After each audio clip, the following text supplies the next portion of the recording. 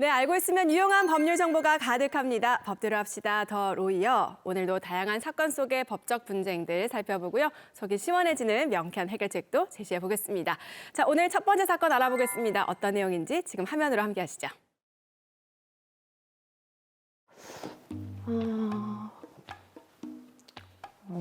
집이... 우리 임차인 분께서 그래도 집을 깨끗하게 쓰셨네요. 예. 제가 주인이라서가 아니라 이 아파트 진짜 살기 좋습니다. 아파트가 연식에 비해서 집도 깨끗하고 뒤편으로 산책로도 있더라고요. 매수하셔도 후회 안 하실 겁니다. 아, 근데 임차인분은 계속 거주하시는 거예요? 올해 10월이 만기니까 계약 만료되면 나가시기로 하셨습니다. 예. 저희가 내년 1월에는 들어와서 살 거라서 그럼 문제될 건 없겠네요. 그렇죠. 한번 둘러보세요, 쭉. 예.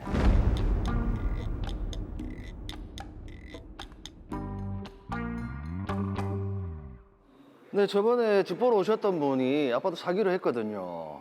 아, 그래요? 그러니까 전세 계약 만료되는 10월 달에는 꼭 좀 비워주셔야 됩니다. 알겠습니다. 네, 그럼 그렇게 알고 계약 진행하겠습니다. 예. 자, 네. 자, 매매 계약서 잘 읽어보시고 매매 대금은 11억입니다. 네. 아, 근데 지금 살고 있는 임차인은 계약 만료되면 나가는 거 확실하죠? 네, 그러기로 했습니다. 계약하러 오기 전에 통화해서 한 번 더 확인도 했고요. 아, 어련히 알아서 확인 잘 하셨겠지만 요새 말 바꾸는 경우도 있다 해서요.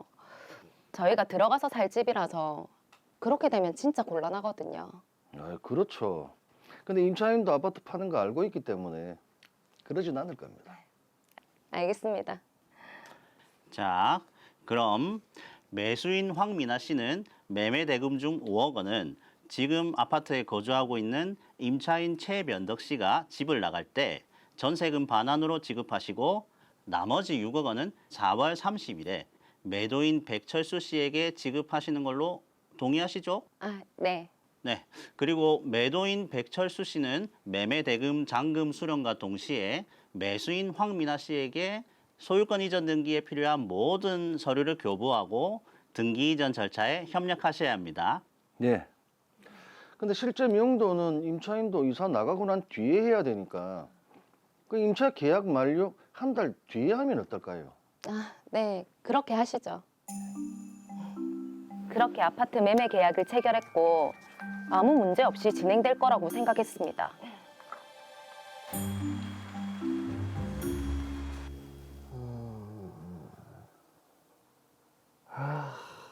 전세 보증금이 3억이라 전세는 싼데.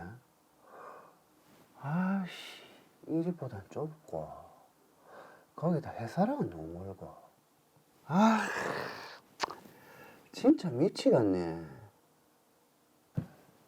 여기 인근의 아파트는 너무 터무니없이 비싸고 좀 보증금이 저렴하다 싶으면 외곽이고 야근이 잦으니까 회사는 너무 멀어도 문제고.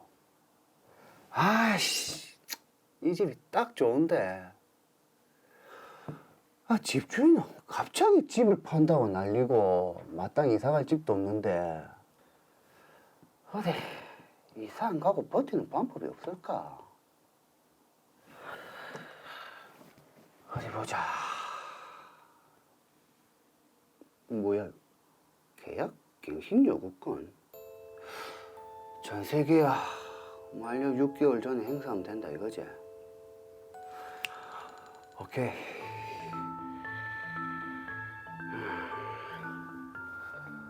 여보세요? 저 로이 아파트 임차인입니다. 예. 그럼 무슨 일로? 저 여기서 2년 더 살아야겠습니다. 예? 그게 무슨 말입니까? 계약 만료되면 이사 나가신다면서요. 처음엔 그러기로 했는데 마땅히 이사갈 집도 없고 해서 2년 더 계약 연장하겠습니다. 이제 와서 말을 바꾸시면 어떡합니까? 법적으로 문제 없던데요. 계약 갱신 요건 행사하겠습니다. 아니, 이사 나간다고 해서 아파트를 팔았는데 그리고 그 매수인이 직접 집에 들어와서 산다고 했단 말입니다. 아이, 그거는 두 분이서 알아서 하시고요. 저는 2년 더 계약 연장하겠습니다. 지금 내 코가 석자인데 이런저런 상황 따질 게 어딨나? 아휴.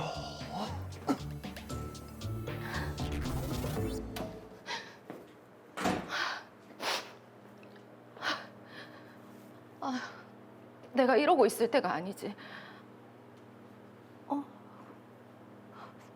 아파트 매도인이 왜 전화했지? 여보, 장모님 친구분들 오셨다. 빨리 온나? 알겠다.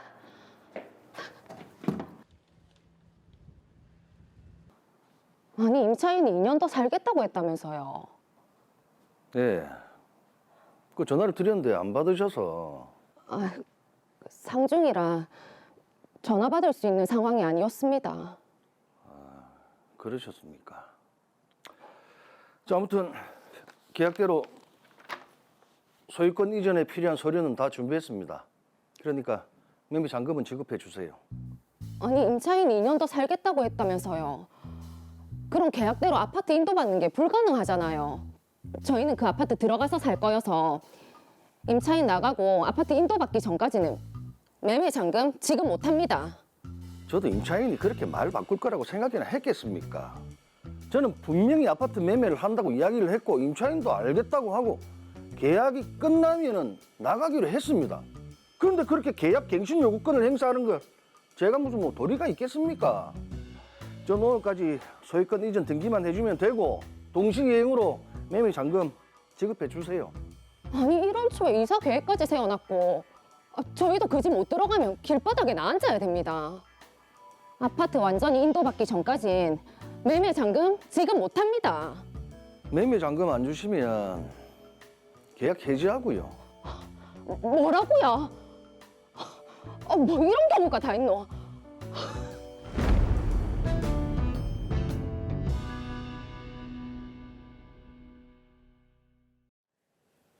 네, 골치가 아프게 됐습니다. 자, 임대차 계약이 만료되면 나간다고 해놓고 임차인 이 최변덕 씨가 말을 바꾸는 바람에 아파트 매매 계약이 틀어졌어요.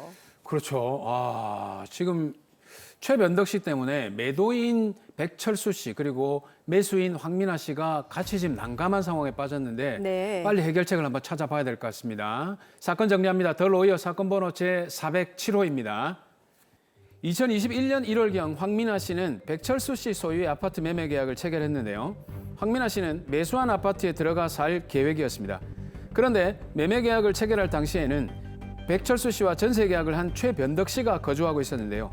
최변덕 씨는 백철수 씨가 아파트를 매도할 계획이라는 사실을 고지받았고 전세 계약 기간이 만료되는 2021년 10월경에 나가기로 했습니다. 매매 계약에서 인도일은 2021년 4월 30일로 하고 백철수 씨가 잔금 수령과 동시에 황민아 씨에게 소유권 이전 등기에 필요한 모든 서류를 교부하고 등기 절차에 협력하기로 했는데요. 그리고 실제 명도는 임차인 최변덕 씨의 전세 계약 만료일 한 달 후로 별도 약정을 했습니다. 그런데 임차인 최변덕 씨가 4월 중순경에 갑자기 계약 갱신 요구권을 행사해서 2년 더 거주하겠다고 백철수 씨에게 통보했습니다. 그러던 중 시간이 흘러 잔금 지급일이 됐고 백철수 씨는 매매 계약에 따라 황민아 씨에게 소유권 이전에 필요한 서류를 모두 준비해뒀으니 잔금을 지급해달라고 했는데요. 실거주할 계획이었던 황민아 씨는 아파트를 완전하게 인도받지 못하는 이상 잔금을 지급할 수 없다고 했습니다. 이에 백철수 씨는 소유권 이전 등기에 필요한 모든 서류 등을 공탁했고 황민아 씨를 상대로 매매 잔금 미지급을 이유로 매매 계약 해제를 통지했습니다. 네, 미나 씨는 이제 직접 살 집을 산 건데 나간다던 임차인 변덕 씨는 2년을 더 살겠다는 폭탄을 던지고요. 거기다가 매도인은 잔금을 안 주면 계약을 해지하겠다라고 하는 참 황당한 상황입니다. 함호진 변호사님, 이 사건 어떻게 보셨나요? 네, 임차인 최변덕 씨의 변심 때문에 매수인 황민아 씨와 매도인 백철수 씨 간에 매매 계약이 틀어지고 분쟁이 발생했는데요. 드라마 사례처럼 부득이한 사정으로 아파트 매매 계약서에 인도일과 실제 명도일을 다르게 약정한 경우에 매도인이 현실 인도 의무를 이행해야 하는지 여부가 문제될 수 있습니다. 네. 따라서 이 사건에서도 매도인인 백철수 씨의 현실 인도 의무 이행 완료가 되지 않은 상태 하에서 매매계약 해제 통지가 적법한지 여부, 그리고 그에 따른 황민아 씨의 잔금 지급 거절이 적법한지 여부가 핵심 쟁점이 됩니다. 네. 자, 그렇다면 먼저 매도인 백철수 씨의 계약 해제 통지가 정당하냐 아니냐를 먼저 좀 살펴봐야 될 것 같은데 네. 변호사님께서는 어떻게 보시나요? 사무장님은 원래 법학도시고 오호. 우리 사회자님도 더 로이어를 오래 진행하셔서 두 분 모두 이 법학에 대해서는 거의 반 전문가 수준으로 보여지시는데 두 분 어떻게 생각하십니까? 저희를 또 시험하시네요. 네. 일단 저 같은 경우에는 지금 이제 황민아 씨가 들어가 살 거라고 했잖아요. 그리고 좀 계약과 다르게 황민아 씨가 거주를 하지 이제 못하는 상황이 된 건데 오히려 지금 황민아 씨가 계약을 좀 해제하고 지급했던 거 좀 다 돌려달라. 네. 손해배상을 좀 청구해야 되는 그런 상황 아닌가 싶은데요. 근데 반대로 매도인의 입장에서 보면 분명히 임차인이 최변덕 씨한테 계약 만료가 되면 집을 팔 거니까 나가라고 했고 네. 그리고 알겠다라고 답을 했습니다. 그렇죠. 뭐 이렇게 되면 백철수 씨 잘못이 아닌 상황인데 백철수 씨가 그대로 모든 걸 다 뒤집어 쓴다는 건 억울한 입장입니다. 안 그렇습니까? 두 분 의견이 다 모두 일리가 있는데요. 네. 그럼 우리가 이렇게 한번 생각해 보는 게 어떻겠습니까? 임대인이 임차인의 계약 갱시 요구권을 정당하게 거절할 수 있는 사유가 있다는 거 두 분 다 알고 계시죠? 그렇죠, 그렇죠. 예. 기억이 납니다. 임대인이 실제로 들어가서 살 거라면은 임차인의 계약 갱신 요구권을 거부할 수 있다. 몇 번이나 말씀하셨죠. 그렇죠. 맞습니다. 역시 우리 사무장님 기억력이 대단히 좋으신데요. 좋습니다. 네. 그런데 현 임대인인 백철수 씨는 자신이 해당 아파트에서 실거주할 목적이 없고 아파트를 매도한다는 사실이 명백합니다. 네. 그렇다면 백철수 씨는 임차인인 최병덕 씨의 계약 갱신 요구를 거절할 수 없겠죠. 그렇겠죠. 그렇죠. 예. 네. 그런데 매수인인 황민아 씨가 4월경에 잔금을 지급하고 아파트에 대한 소유권 이전 등기를 격려하면 임대인의 지인을 승계하게 되는 거지 않습니까? 맞습니다. 예. 그리고 황민아 씨는 실제로 거주할 목적이 있고요. 그렇다면 황민아 씨가 임대인의 지위를 승계한 이후에 임차인의 최변덕 씨에게 내가 이제 살 거니까 나가달라라고 내보낸 건 어떻게 생각하십니까? 맞네요. 네. 그러니까 잔금을 빨리 치르고 네. 임대인의 지위를 승계해서 네. 내가 살 거다. 네. 이거 뭐 법적인 문제 있습니까? 네, 맞습니다.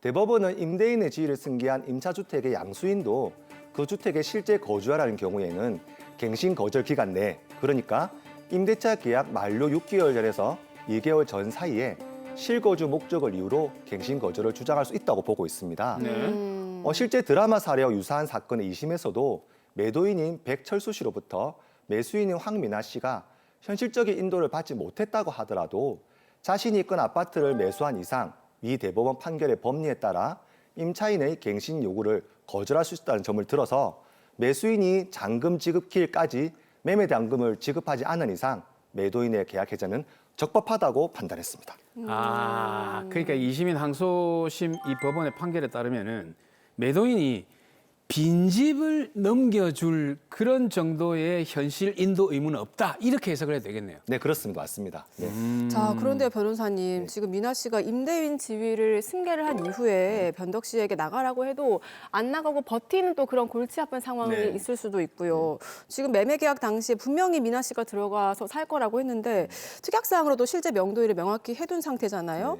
자, 그 조건을 좀 다 이행해서 계약을 완료 지어줘야 되는 것이 이게 매도인의 의무인 것 같은데 지금 자기도 어쩔 수 없다는 식으로 나오고 매수인이 책임져야 한다는 게 좀 억울하고 말이 되지 않는 것 같은데요. 그렇죠. 사회자님 말씀처럼 이렇게 결론이 나오면 오히려 아무 잘못도 없는 매수인에게만 너무 억울할 수 있는 결론이 도출될 수 있겠죠. 그렇습니다. 네. 네. 그래서 3심인 대법원에서는 이와 같은 사안을 고려해서 대반전이 일어나게 됩니다. 완전. 예. 네. 한편의 드라마네요. 어떤 내용입니까? 예, 대법원은 드라마 사회 같은 경우에 그러니까 황민아 씨와 백철수 씨가 체결한 부동산 매매 계약이 있어 백철수 씨가 황민아 씨에게 이행할 의무의 범위는 단순히 소유권 이전 등기만 넘겨주는 것이 아니라 황민아 씨에게 처음부터 의도한 대로 거주할 수 있도록 아파트에 대한 현실적인 점유까지 넘겨주는 것을 백철수 씨의 의무라고 판단하였습니다. 네. 또한 이 사건에서와 같이 상대방의 채무가 아직 이행기에 이르지 않았다고 하더라도 이행기에 이행될 것인지 여부가 현저히 불확실하게 된 경우에는 선의양 채무를 지고 있는 당사자라고 할지라도 상대방의 이행이 확실하게 될 때까지 그 선의행 의무의 이행을 거절할 수 있다고 보고 있습니다. 야, 그럼 이 요약을 하면 황미나 씨가 처음 의도한 대로 거주할 수 있도록 아파트를 넘겨주는 것까지가 백철수 씨의 의무다. 네. 이렇게 판단하면 백철수 씨가 빈집으로 넘겨줄 때까지는 황미나 씨 입장에서는 잔금 지급을 거절할 수 있다. 이렇게 봐도 되겠네요. 네, 맞습니다. 예. 드라마 사례 부동산 매매 계약서 우리가 해석을 해보면 쌍방간의 매매 계약 체결 당시에 아파트에는 임차인인 최변덕 씨가 거주하고 있었기에 백철수 씨의 현실적인 인도 의무 이행일은 특약 사항으로서 2021년 12월 30일로 하되 임차인에 대한 아파트의 반환 청구권 양도에 의한 간접 점유의 이전 의무는 그보다 앞선 2021년 4월 30일에 잔금 지급 및 소유권 이전 등기 의무 이행과 함께 이행하기로 한 것으로 합의한 것으로 우리 볼 수 있습니다. 네. 그런데 최변덕 씨의 갱신 요구권 행사로 말미암아 백철수 씨의 현실 인도 의무는 이행일인 2021년 12월 30일에 사실상 이행될 수 없다는 사정 변경이 2021년 4월 30일에 이미 어느 정도 확정되었고 네. 따라서 백철수 씨의 당초 계약의 내용에 따른 이행이 곤란해진 이상 선이행 의무인 잔금 지급 의무를 부담하고 있는 황미나 씨에 대해서만 2021년 4월 30일에 그 선이행 의무를 이행하도록 강제하는 것은 공평과 신의 측에 반한다고 봐서 매매 잔금 지급 거절을 이유로 한 백철수 씨의 계약 해제 주장은 부당하다고 보여집니다. 자, 지금 정리를 해보면요. 황미나 씨가 매매 잔금을 못 준다라고 거절한 것은 정당하다. 그리고 매매 잔금을 못 받았다는 이유로 아파트 매매 계약을 해제한 백철수 씨의 주장은 부당하다는 말씀이신 거죠. 네, 맞습니다. 그렇습니다. 네. 자, 일단 임차인 최변덕 씨의 변심 때문에 두 사람이 하지 않아도 될 법적 다툼까지 이제 가게 된 건데, 자, 임대인이 집을 파는 것도 알고 있었고요. 전세 계약이 끝나면 나가겠다고 해놓고 이렇게 말을 바꿔도 되는 겁니까? 예, 황미나 씨나 백철수 입장에서는 최변덕 씨가 너무 얄밉고 화가 날 것 같습니다. 그럼요. 하지만 원칙적으로 주택임대차보호법 제6조의 3, 제1항에 따라 임차인은 임대인에게 임대차 기간이 끝나기 6개월 전부터 2개월 전까지 기간에 계약 갱신을 행사할 수 있습니다. 네. 최변덕 씨의 전세 계약 만료일이 10월경이었지 않습니까? 네네. 결국 임대차 기간이 끝나기 6개월 전에 계약 갱신 요구권을 행사했기 때문에 법적으로는 전혀 문제될 것이 없습니다. 자, 그러게요. 변덕 씨도 뭐 나름의 사정이 있겠지만 매수인과 매도인의 입장에서는 참 너무한다는 생각이 들 것 같기도 한데, 자, 저희가 부동산 매매나 임대차 계약 여러 차례 이제 다뤘는데요. 또 반대로 임대인이 실제 거주하지 이제 않을 거면서 임차인의 계약갱신 요구를 거절하는 경우도 꽤 많았잖아요. 네, 많이 있습니다. 예. 뭐 이 건도 이제 예를 들면 그 모든 그 매매 계약이 틀어져 가지고 매도인 백철수 씨 입장에서 괘씸해 가지고 이게 지금 내가 살 거라고 다시 얘기를 하고 내보내고 또 다른 제3자에게 임대를 내주는 네. 이런 경우에는 이 지금 전세를 살고 있는 이런 사람은 어떻게 해야 되는 겁니까? 그렇죠. 실거주를 이유로 갱신 요구를 거절한 법적 문제는 지금도 한창 계속 진행 중에 있습니다. 네. 즉 임대인이 실제 거주할 의사가 없음에도 불구하고 오로지 임차인의 갱신 요구를 거절하기 위한 수단으로서 실거주 목적을 거절 사유로 삼아 법적 분쟁이 반복되고 있는 것입니다. 그렇죠. 네. 예. 이는 실제로는 임대인이 거주할 목적이 없으면서도 보증금이나 임대를 올려받기 위해서 새로운 임차인을 구해 다시 임대하기 위한 것이 대부분인데요. 이런 경우라면 임대인은 임차인에게 손해를 배상해 줘야 됩니다. 이런 경우에 그럼 얼마를 배상받을 수 있는지 궁금한데요. 많이들 궁금해하실 것 같습니다. 네. 그렇죠. 제가 지금부터 상세하게 설명드리도록 하겠습니다. 네. 우선 손해배상에 대한 합의가 이루어지지 않은 경우에는 법에 따라 세 가지 금액 중 큰 금액을 손해배상액으로 배상해야 하는데요. 제1호는 갱신 거절 당시 월 차임의 3개월분 해당되는 금액을 의미합니다. 차임 외에 보증금이 있는 경우에는 그 보증금을 제7조의 2, 각 호의 낮은 비율에 따라 월 단위 차임으로 전환한 금액을 포함하게 됩니다.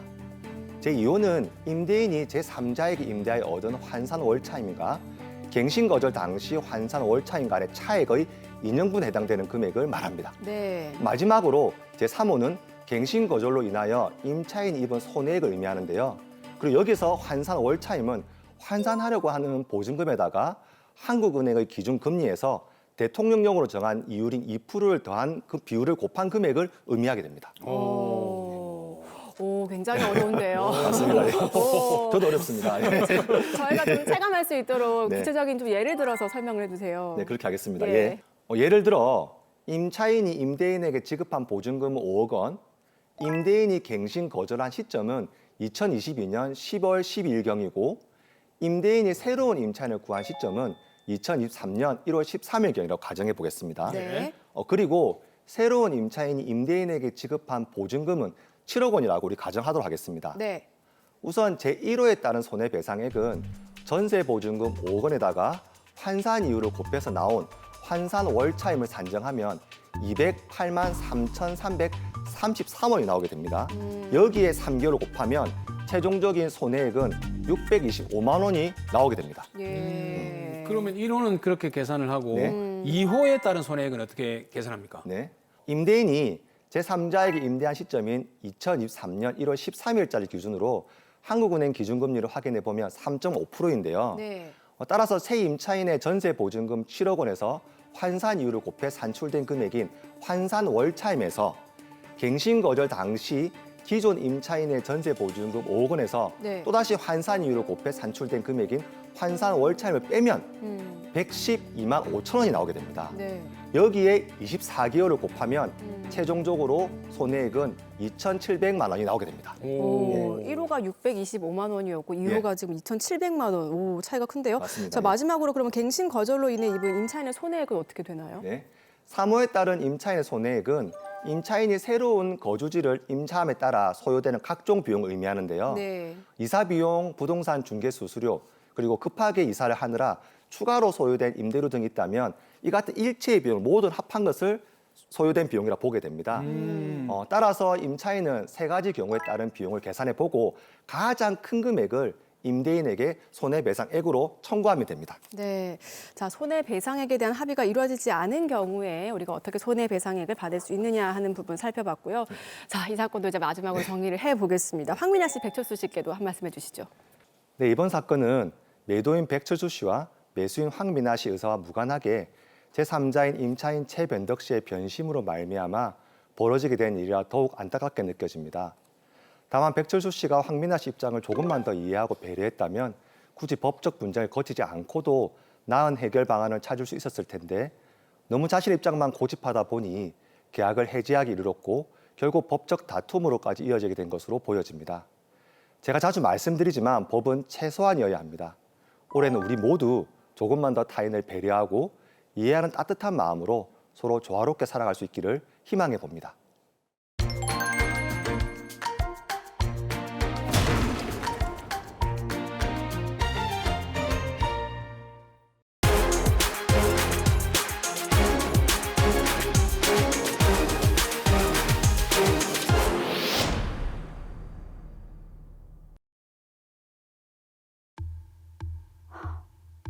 $50만? 분명 병원에서는 입원 처리된다고 했는데 보험금 이거밖에 안 들어오노.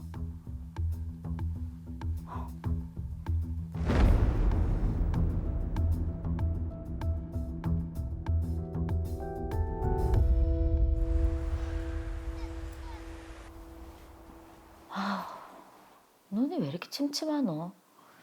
요즘 계속 이러네.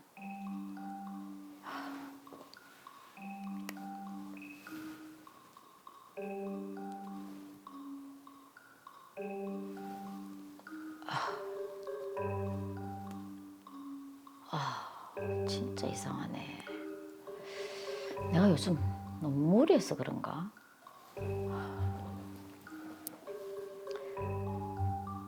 눈앞이 뽀연 게 막이 낀 것 같고. 누구지? 경수이 벌써 왔나?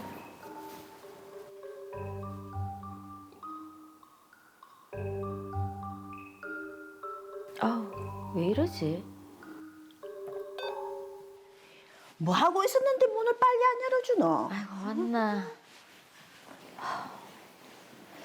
나 요새 눈이 너무 이상하다. 눈이 왜? 뭔가 눈앞이 뽀연 게 눈곱 낀 것도 아닌데 그렇고 한 번씩 막 물건이 두 개로 보이고 한 번씩 눈도 너무 부시고 그러네. 진짜? 우리 나이에 백내장 조심해야 한다더니 어디 한번 보자. 약간 눈동자가 뿌연 것 같기도 하고. 니 안과 한번 가봐라. 가봐야겠지. 그래. 아우, 자. 이거는요? 그럼 요거는요?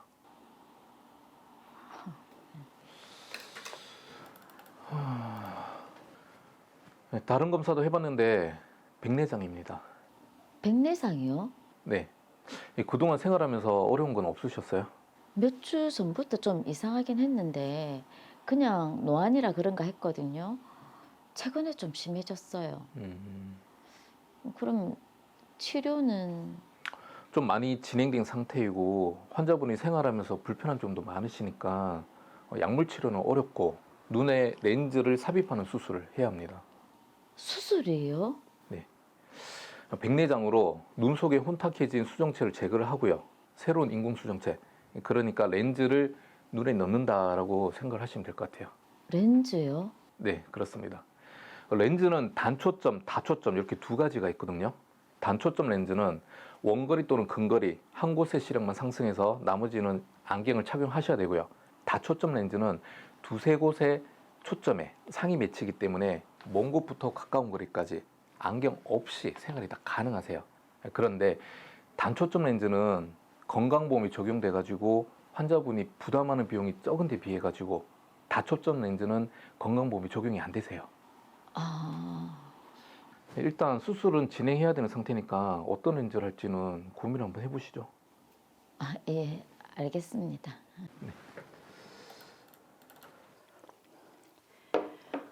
병원 갔다 왔나? 백내장이라네. 아이고. 그래서? 심해서 수술해야 된단다. 아유, 심하면 해야지. 그래서 수술 날짜 잡고 왔다. 다초점 렌즈인가 그거 하려고. 수술비는? 양쪽 눈 다 해서 한 1,000만 원 정도? 우와, 아이고, 비싸네. 그래서 우리 딸 아는 사람이 보험 쪽 잘 아는데 실손보험 청구하면 된다네. 단초점은 수술해도 안경 써야 된다는데 나는 깝깝하고 불편해서 못 쓴다. 실손보험 된다고 하면 편한 걸로 해야지. 그러니까. 아이고, 야, 너무 비싸다, 야. 그렇게 저는 양쪽 눈 모두 다초점 렌즈를 선택해 백내장 수술을 하게 됐습니다. 환자분 어디 불편하신 데는 없으세요? 예, 괜찮은 것 같아요. 저 근데 좀 더 일찍 퇴원하면 안 되나요? 아직 안압이 일정하지도 않고 염증 반응이도 좀 있어요. 그래서 안정될 때까지는 6시간 정도 지켜봐야 될 것 같아요. 6시간이나요? 네, 입원 처리되시고 시간 지나고 괜찮아지시면 집에 가셨다가 내일 나머지 왼쪽 눈도 수술할게요. 예, 알겠습니다. 안약 넣어드릴게요. 네. 하루에 한쪽 눈씩 이틀에 걸쳐 수술을 진행했고 수술 후 입원실에서 6시간 이상 경과를 관찰한 후 퇴원했습니다. 내가 가입한 실손 의료비 보험이 입원 치료하면 5천만 원까지 보장된다고 했지. 이틀 입원했으니까 1,000만 원 받을 수 있겠지.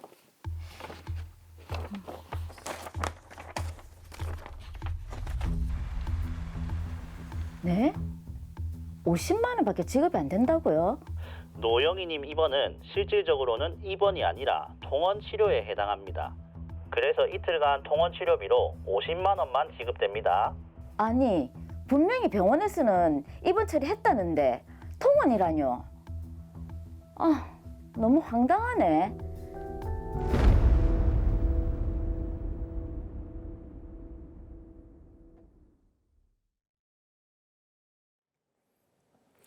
네, 영희 씨가 백내장 수술을 하고 실손 의료비 보험금을 청구했는데 이게 문제가 생겼네요. 그렇죠. 이게 좀 이런 문제도 상당히 좀 많는데 노영희 씨가 어떻게 대처해야 될지 빨리 한번 알아보도록 하겠습니다. 사건 정리합니다. 더 로이어 사건 번호 제408호입니다. 노영희 씨는 눈에 이상을 느끼고 안과를 방문했다가 백내장 진단을 받았는데요. 의사는 이미 백내장이 많이 진행됐고 일상생활에 불편함을 줄 정도의 수준이라서 약물 치료는 어렵고 수술을 해야 한다고 했습니다.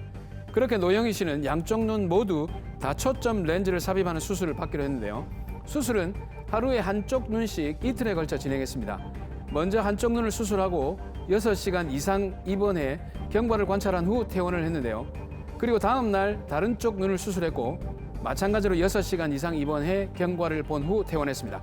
이후 노형희 씨는 보험사에 입원 실손 보험금을 청구했는데요. 그러나 보험사는 노형희 씨의 경우 실질적으로는 입원이 아니라 통원 치료에 불과하다면서 이틀간의 통원 치료비로 50만 원만 지급하겠다고 한 상황입니다. 네. 자, 한세영 변호사님, 지금 영희 씨의 예상과 달리 받을 수 있는 보험금이 적은 것 같은데 이게 혹시 백내장 수술에 어떤 특징이 있어서 그런 건가요? 네, 백내장 수술은 눈 속에 불투명해진 수정체를 제거한 후에 새로운 인공 수정체를 넣는 수술인데요. 네. 백내장의 정도에 대해서는 나름의 의학적 기준이 있지만 수술 필요성 여부에 대해서는 주치의의 판단이 가장 중요하다고 볼 수 있습니다. 백내장 수술 시 삽입하는 인공 수정체에는 크게 두 가지가 있는데요. 단초점 렌즈와 다초점 렌즈입니다. 네. 단초점 렌즈는 건강보험이 적용되기 때문에 20만 원에서 30만 원 정도 본인 부담 금액이 발생하는데요. 반면 다초점 렌즈는 건강보험이 적용되지 않아서 병원마다 비용이 다르기는 하지만 네. 보통 한쪽에 500만 원 정도 하는 것으로 알고 있습니다. 오. 사실 다초점 렌즈는 비용이 비싸지만 실비보험 처리가 되어서 많은 사람들이 수술을 하게 됐지만 일각에서는 백내장 치료를 위한 게 아니라 시력 교정을 하기 위해 백내장 수술을 하는 게 아니냐는 논란도 있습니다. 자, 이게 지금 논란이 되고 있는 사안이라면은 뭐 기준 같은 게 없어서 그런 건가요? 그래서 2016년 1월 이후 판매된 실손의료비 보험은 다초점 렌즈 삽입술에 대해서 보장하지 않는 손해라고 정했는데요. 그 시기 이후에 보험에 가입하신 분들은 애초에 다초점 렌즈 삽입술에 대해서 보상을 받을 수 없습니다. 네. 다행히 노영희 씨는 2016년 이전에 판매된 실손의료비 보험에 가입한 분이어서 보상을 받을 수 있습니다. 아니 시기도 2016년 이전이면 보상을 받을 수 있다고 했는데 왜 노영희 씨는 입원이 아니라 통원 치료비가 나오게 되는 거죠? 드라마 사례에서 보험사가 50만 원만 지급하겠다고 한 이유를 알려면 실손의료비 보험의 구조를 좀 알아야 하는데요. 네. 실손의료비 보험은 입원의료비와 통원의료비 항목으로 나눌 수 있습니다. 입원 치료를 받은 경우는 보통 1년 내에 5천만 원까지 보상을 받을 수 있는데요. 네. 하지만 통원 치료를 받은 경우에는 보통 하루에 20에서 30만 원 정도만 보상을 받을 수 있습니다. 그러니까 통원 치료로 인정되면 아무리 비싼 치료를 받더라도 실손의료비 보험에서는 20에서 30만 원밖에 받을 수 없는 겁니다. 자, 보험사의 주장대로라면 영희 씨는 50만 원밖에 못 받는 건데 지금 만약 입원 치료로 인정이 되면 얼마나 받을 수 있나요? 노영희 씨가 가입한 보험은 입원 치료의 경우 5천만 원까지 보상이 되고 통원 치료의 경우 하루 25만 원까지 보상이 되는 상품이었습니다. 네. 따라서 노영희 씨가 병원에서 받은 치료가 통원 치료로 인정된다면 하루에 25만 원만 받을 수 있고 입원 치료로 인정된다면 1,000만 원까지 받을 수 있는 겁니다. 이게 참 입원이냐 통원이냐 와, 그것이 문제인데. 크다. 자, 영희 씨의 경우 입원이 맞는지 아닌지 여부를 잘 따져봐야 할 것 같습니다. 일단 영희 씨는 양쪽 눈 모두 이제 수술을 한 상태고요. 한쪽 눈씩 이틀에 걸쳐 수술을 하면서 당일 입퇴원을 했는데 이런 경우도 입원으로 인정이 되나요? 네, 우리가 보통 입원이라고 하면 병원 입원실에서 며칠을 보내거나 적어도 하룻밤은 자는 거라고 생각할 수 있습니다. 그렇죠. 그렇지만 보건복지부 고시에 따르면 납병동이라고 해서 처치나 수술을 받고 연속해서 6시간 이상 관찰한 후에 당일 귀가 또는 퇴원하는 경우에도 입원료를 받을 수 있는 입원으로 취급을 하고 있습니다. 그러면 보건복지부 고시처럼 노영희 씨는 6시간 이상 병원에서 경과를 보면서 입원을 했거든요. 그럼 이걸 입원으로 봐야 되지 않을까요? 네, 그렇게 생각할 수 있는데 이 부분 관련해서 2022년도에 큰 논란이 되는 판결이 있었습니다. 네. 법원에서 백내장 수술 이후에 납병동 입원이 실질적으로 입원이 아닌 통원 치료라고 판단한 겁니다. 자, 그렇다면 모든 이제 백내장 수술은 다 통원 치료라고 봐야 되겠네요. 네, 저는 그렇지 않다고 생각합니다. 논란이 된 판결에서 사례를 구체적으로 살펴보면요. 네. 이 사안에서는 병원에서 작성한 의무기록상 환자의 입퇴원 시간이 확인되지 않았고 건강보험 심사평가한 자료상 입원실을 운영하고 있지 않은 것으로 신고된 의원이었습니다. 그리고 환자에게 어떤 합병증이나 부작용이 있었는지에 대해서도 전혀 확인되지 않는 사안이었습니다. 네. 따라서 해당 판결의 결론을 모든 백내장 수술에 그대로 적용해서 백내장 수술은 다 통원 치료라고 할 수는 없는 것입니다. 자, 그럼 보험사는 이 판결을 근거로 해서 통원 치료비만 지급하겠다라는 거네요. 네, 그렇습니다. 실제로 이 판결이 나온 후에 보험사들은 이 판결을 근거로 해서 백내장 수술에 대해서 입원 실손 보험금이 아닌 통원 실손 보험금만 지급했습니다. 예. 이런 보험사의 태도 변화는 엄청난 파장을 가져왔었는데요. 환자들이 소문을 듣고 다초점 렌즈 삽입술을 하지 않으려고 하다 보니까 병원이 재정적으로 타격을 받아서 직원을 해고하기도 했습니다. 아이고 그렇겠네요. 네, 그리고 또 이미 수술을 한 사람들은 보험사에서 보험금을 지급해주지 않자 금융감독원에 보험사를 상대로 엄청난 민원을 제기했습니다. 야, 그렇게 엄청난 민원이 들어왔다면 금융감독원에서 어떤 그 대처가 있었을 것 같은데 어떻습니까? 이런 분쟁이 지속된 지 1년 반 정도 지난 시점인 작년 12월경에 금융감독원은 백내장 수술 관련 실손보험금 지급 기준을 정비하겠다라는 내용의 보도를 내놓았습니다. 자, 금융감독원에서 정비하겠다는 지급 기준 어떤 내용이 담겨 있습니까? 네, 이 보도에 따르면 금융감독원은 수술일 기준 만 65세 이상인 사람이 종합병원이나 상급 종합병원에서 단초점 렌즈를 사용한 수술을 받은 경우에 대해서만 보험금을 지급하도록 지급 기준을 정비하겠다고 밝혔습니다. 자, 금융감독원의 지급 기준이 오히려 보험사 쪽은 반기고 민원을 제기한 사람들은 더 붕괴하겠는데요. 그러네요. 네, 그렇습니다. 제가 보기에도 실효성이 없는 조치라고 생각이 됩니다. 네. 현재 대부분 분쟁을 겪고 있는 분들은 약 1,000만 원 가량의 다초점 렌즈 삽입술을 한 사람들입니다. 따라서 금융감독원이 보도한 내용과 같이 지급 기준을 정비한다고 하더라도 현재 일어나고 있는 분쟁이 수그러들 것이라고 생각되지는 않습니다. 야, 그럼 이게 드라마 사례로 돌아가서 노영희 씨는 어떻습니까? 입원 실손보험금에서 보험금을 지급받을 수 있을까요? 네, 현재로서는 소송을 제기하지 않고서는 보험사가 통원 실손 보험금만 지급하고 있는 것으로 알고 있습니다. 그러면 영희 씨가 보험사를 상대로 소송을 하면 승산이 있겠습니까? 어떻게 보십니까? 아까 말씀드렸던 판결이 대법원에서 확정된 이후로 한동안 다초점 렌즈 삽입술에 대한 입원 실손 보험금 청구 소송은 피보험자가 전패한 것으로 알고 있습니다. 네. 그러나 최근에는 몇몇 하급심 법원들에서 입원 실손 보험금을 지급하라는 판결을 내리고 있습니다. 그러면 그런 하급심들의 판결을 보면 법원의 입장이 좀 바뀌었다라고 볼 수 있는 걸까요?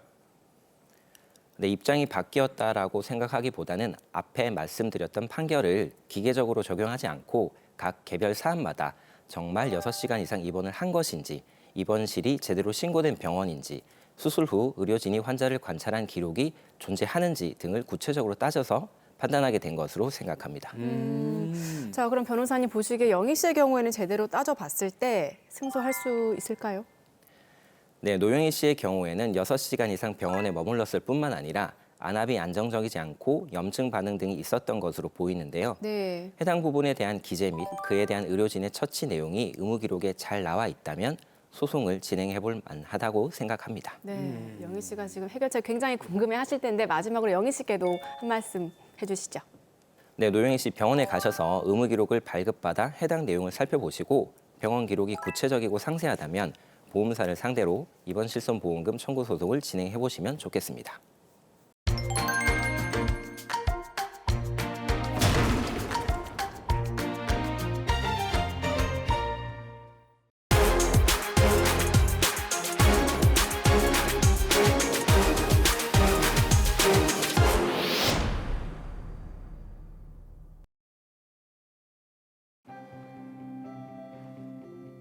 김진희 씨, 경력이 많으시네요.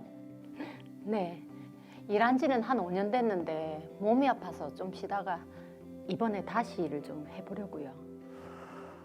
그럼 저희 로이어 요양원에서 근무를 해보시면 어떻겠습니까? 뭐 일단 형식적이긴 하지만 3개월 수습기간 마치고 뭐 조금씩 계약을 체결하면 될 것 같은데. 좋습니다. 그래요. 그럼 여기 근로계약서를 읽어보시고 사인하면 됩니다.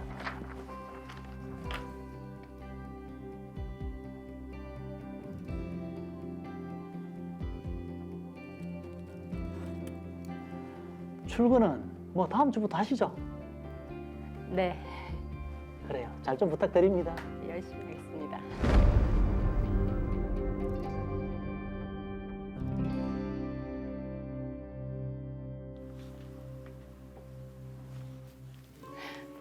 어르신, 오늘 날씨가 참 좋네요.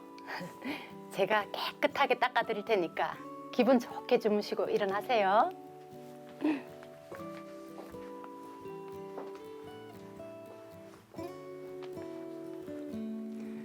진희 씨는 볼 때마다 참 성심성의껏 환자를 돌보네요. 팀장님 오셨어요. 진희 씨가 환자들한테 잘한다는 이야기 많이 듣고 있어요. 보호자분들도 만족해야 하는 분들 많고요. 제가 해야 할 일인데요, 뭐. 앞으로도 잘 좀 부탁해요. 네. 근데 진희 씨, 네, 팀장님. 내가 개인적으로 부탁 하나 할 일이 있는데 뭔데요? 실은 우리 남편이 보험 설계사 일을 하는데 이번에 실적이 조금 모자라서 안보험 하나 가입해주면 안 될까? 안보험이요? 저 이미 들어둔 게 있는데. 에이, 요새 안보험을 누가 하나만 들어. 많으면 많을수록 좋지. 그러지 말고 제일 저렴한 걸로 해서 한 3만 원짜리로 해서 누가나 가입하면 안 될까?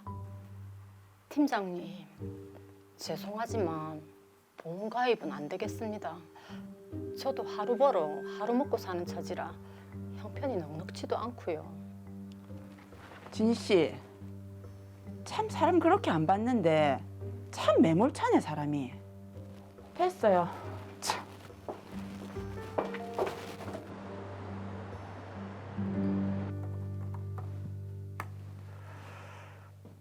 팀장, 네, 대표님. 수습평가한 거 결과 나왔습니까? 네, 여기 결과 나왔습니다. 한번 보자. 응? 김진희 요양보호사 일 잘하는 줄 알았더만 평가 결과가 이렇다면 뭐 어쩔 수 없죠. 알겠습니다. 내가 통보하죠. 네.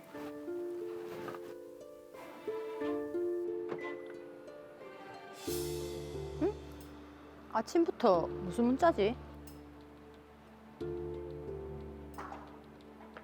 뭐? 본 채용을 거부한다고? 해고 예고수당?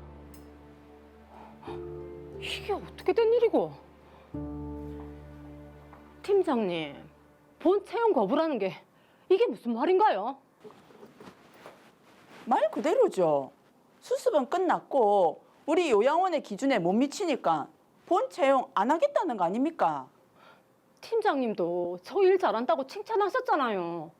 근데 왜 기준 미달이라는 건데요? 도대체 그 기준이 뭔데요?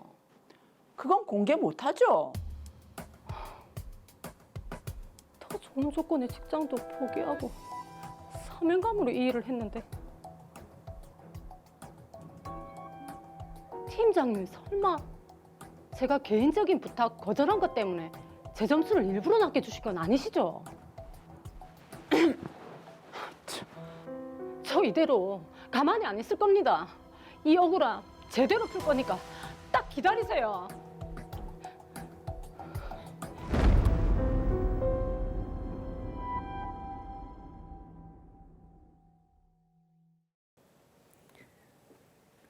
네, 아무리 봐도 이 오소영 팀장의 저희가 의심이 되는 그런 상황인데 준희 씨가 억울하겠는데요? 그러니까요. 보는 제가 더 억울합니다. 네. 빠른 해결책을 한번 제시해 보도록 하겠습니다. 사건 정리합니다. 더 로이어 사건 번호 제409호입니다. 요양보호사 김진희 씨는 박정진 씨가 대표로 있는 노인의료복지시설과 근로계약을 맺었습니다. 3개월간 수습 근무를 한 후 본 채용을 하는 조건이었는데요. 계약 후 김진희 씨는 자신이 맡은 바 업무에 최선을 다했습니다. 팀장 오소영 씨 역시 김진희 씨의 업무 능력을 인정했습니다. 이후 관계가 친밀해진 오소영 씨는 진희 씨에게 사적인 부탁을 했는데요. 하지만 진희 씨는 이를 거절했습니다. 이후 업무 평가가 이루어졌고 김진희 씨는 기준 미달이라는 애매한 이유로 본 채용을 거부당하는 상황이 벌어졌습니다. 네, 단면적으로 봐서는 이게 어떤 사적인 부탁을 들어주지 않아서 본 채용이 되지 않은 건가? 그렇죠. 라는 그런 의심이 들기도 한데 맞아요. 하나씩 차근히 짚어보도록 하겠습니다. 자, 우선 진희 씨가 요양원에 이제 근무하기로 하면서 근로계약서를 작성을 했고요. 수습 기간을 정했고 수습 기간이 끝난 후에 이제 본 채용을 결정하겠다라고 했는데, 자, 김영미 변호사님, 먼저 이렇게 근로계약서를 작성하면 본 채용 여부를 요양원 측에서 마음대로 이렇게 정할 수가 있나요? 네, 근로계약서와 같이 당사자 간에 의혹하는 법률 관계를 문서로 남겨놓은 것을 처분 문서라고 하는데요. 수습 기간이 끝난 후에 본채용 여부를 사용자가 정할 수 있는지 없는지는 근로계약서를 살펴봐야 합니다. 네. 대법원은 처분 문서의 성립에 진정함이 인정되는 이상 그 기재 내용을 부인할 수 있는 분명하고도 수긍할 수 있는 반증이 없는 이상 그 처분 문서에 기재되어 있는 문헌대로의 의사표시의 존재와 내용을 인정해야 하는 것으로 보고 있는데요. 네, 드라마에서 보면 근로계약서에 수습기간을 3개월로 정하고 수습기간 중에 급여를 90%로 하며 수습기간 종료 후에 업무평가를 통해서 본채용 여부를 결정하기로 하면서 계약서를 작성했습니다. 네. 그러니까 근로계약 체결 당시에 사용자와 근로자 사이에 시용기간으로서 3개월을 정하는 의사의 합치가 있었다고 하겠습니다. 자, 의사의 합치가 있었다고 본다면 지금 수습 기간을 거친 뒤에 본채용 여부를 결정하는 것은 아무런 문제가 되지 않나요? 네, 이 사례에서는 수습기간 3개월 후에 업무 수행 능력 평가 결과에 따라서 본채용 여부를 결정하기로 했기 때문에 문제가 되지는 않고요. 네. 다만 업무 수행 능력 평가가 얼마나 객관적이고 합리적이었는지가 문제된다고 하겠습니다. 얼마나 객관적이었고 그리고 합리적이었느냐를 따져야 된다고 보면 이 오소영 팀장이 책임자로서 업무 능력을 평가하면서 약간은 좀 사적인 감정이 개입되지 않았나 이렇게 의심이 들거든요. 네, 다소 그런 측면이 있어 보입니다. 네. 근데 이 업무 평가라는 게 어떤 항목이 있잖아요. 그렇죠. 그래서 객관적으로 평가할 수밖에 없을 것 같은데 주관적인 견해가 들어갈 수가 있습니까? 네, 일반적으로 회사의 취업 규칙이나 인사 규정에는 수습 기간이나 본채용 여부를 결정하는 기준을 정하면서 수습 사원에 대한 업무 능력 평가표를 마련하고 있습니다. 네. 네, 지금 화면으로 업무 능력 평가표 예시를 보여드리고 있는데요. 그 내용을 살펴보면 담당 직무 수행에 필요한 이론과 실무 지식을 갖추고 있는지 등과 같은 업무 수행 능력 항목이 있고 네. 결근 지각과 같은 근태 불량이 없는지 동료나 관계부서 직원과 협업 관계가 잘 유지되는지 등과 같은 근무 태도 항목 등이 있습니다. 지금 이거 항목들을 보니까 조금 주관적으로 평가할 수 있는 항목들이 꽤 있는 것 같네요. 맞습니다. 이런 평가 내역을 동료나 상급자가 평가하기 때문에 주관적으로 평가할 여지가 있고요. 평가한 점수를 합산해서 일정 등급 이하일 경우에는 본채용을 하지 않는다는 결정을 할 수도 있습니다. 야, 그럼 이제 객관적으로 받아들여지는 느낌만 보면 김진희 씨는 평가에 의해서 본채용이 거부됐으니까 이걸 그대로 받아들여야 되는 입장인 건가요? 네, 수습기간 종료 후에 본채용을 거부하는 것도 사용자에 의해 일방적으로 근로관계를 종료하는 것이기 때문에 해고에 해당됩니다. 네, 해고의 경우에는 근로기준법 제23조에 따라서 정당한 이유가 있어야 하는데요. 만약 이러한 해고가 부당하다고 다투고자 하는 근로자는 해고가 있은 날로부터 3개월 이내에 관할 노동위원회에 부당해고 구제 신청을 하실 수 있습니다. 자, 그러면 해고 사유가 좀 정당한지 이 부분을 따져봐야 될 것 같은데 해고 과정에서는 문제가 없었나요? 근로자를 해고할 때는 해고 절차가 정당해야 하고 해고 시기와 그 사유를 서면으로 통지해야 하는데요. 제가 사건을 좀 더 자세히 알아봤더니 지금 이 사건에서는 취업규칙에 따로 해고 절차가 정해져 있지는 않았습니다. 그렇기 때문에 해고 절차 자체는 문제가 되지 않고요.